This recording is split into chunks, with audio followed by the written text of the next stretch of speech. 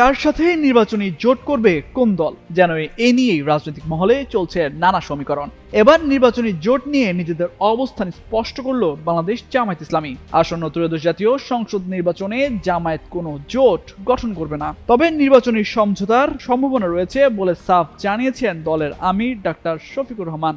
বুধবার সকালে সিলেট ওসমানী আন্তর্জাতিক বিমানবন্দরে সাংবাদিকদের সঙ্গে আলাপকালে একথা বলেন তিনি। জানান, সবাইকে নিয়ে 2026 সালের ফেব্রুয়ারিতে নির্বাচন আদায় করেই ছাড়বেন। নির্বাচন না হলে নানা ধরনের বিশৃঙ্খলা সৃষ্টি হতে পারে। এছাড়া পিআর পদ্ধতিতে নির্বাচন নিজেদের শ্রেষ্ঠ দাবি, তাই পিআর পদ্ধতিতে নির্বাচন সাধারণ মানুষ সমর্থন দেবে বলে প্রত্যাশা ব্যক্ত করেন জামায়াতের আমির। স্কিন শুষ্ক রুক্ষ হয়ে যাবে বলে কি বাইরে যাবে না? জাস্ট 1 2 3 4 করো, স্কিনটাকে রিভাইভ করো। বিদেশ সফর নিয়ে জামায়াতের আমির বলেন, বিদেশে প্রবাসীদের সঙ্গে সাক্ষাৎ হয়েছে। তাদের আকাশ সমান প্রত্যাশা এ জাতির কাছে। তারাও জাতি বিনির্মাণে অবদান রাখতে চান।